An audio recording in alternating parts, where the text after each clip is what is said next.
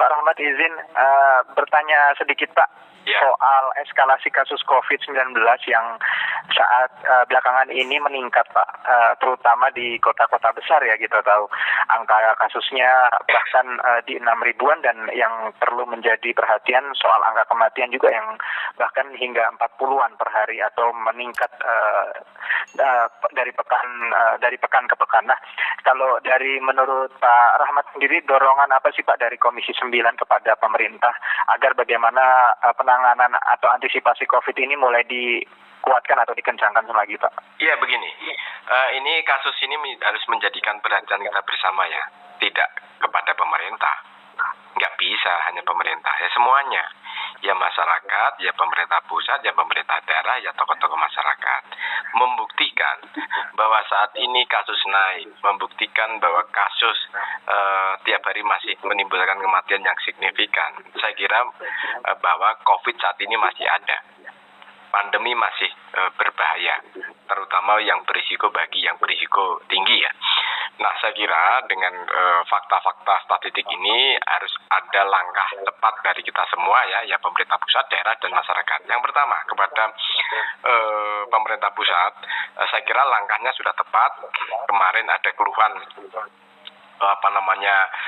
vaksin booster itu mengalami kendala ke stok. Sekarang sudah di stok sekitar hampir 6 juta vaksin ya, sudah didistribusikan kepada masyarakat dan untuk segera disampaikan kepada yang belum divaksin booster. Karena begini Mas, ini ironis ya, saat ini ada 32% pasien COVID yang ada di rumah sakit, 32% itu belum divaksin sama sekali.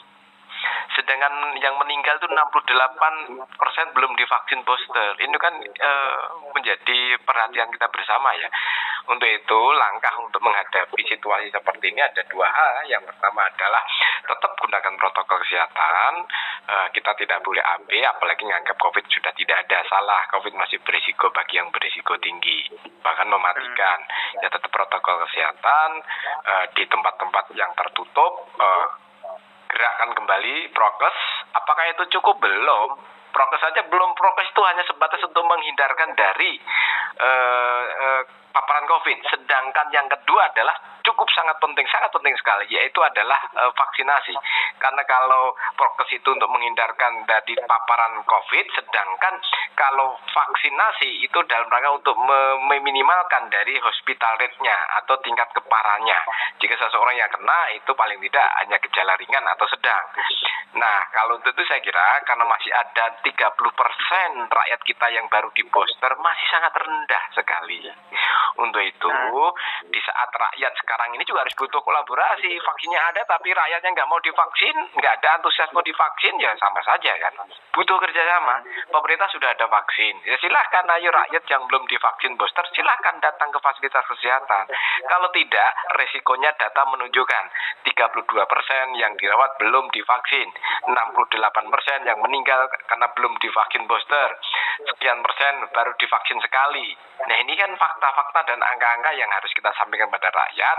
Untuk itu butuh kerjasama ya, rakyat juga harus kita kembalikan lagi antusias dan nggak boleh nganggap itu COVID masih sudah tidak ada, tidak berbahaya, dan pemerintah juga tidak lelah, pemangku kepentingan yang lain, tokoh-tokoh masyarakat juga tidak lelah. Ayo kita semakin hati-hati dan waspada. Sederhananya gitu Mas. Oke, baik kalau begitu Pak Rahmat Handoyo. Terima kasih banyak Pak Rahmat tadi atas penjelasan waktu dan kesempatannya kepada KBR ya Pak. Ya, salam sehat selalu ya Mas. Makasih. Salam sehat selalu Pak Rahmat Handoyo. Selamat siang.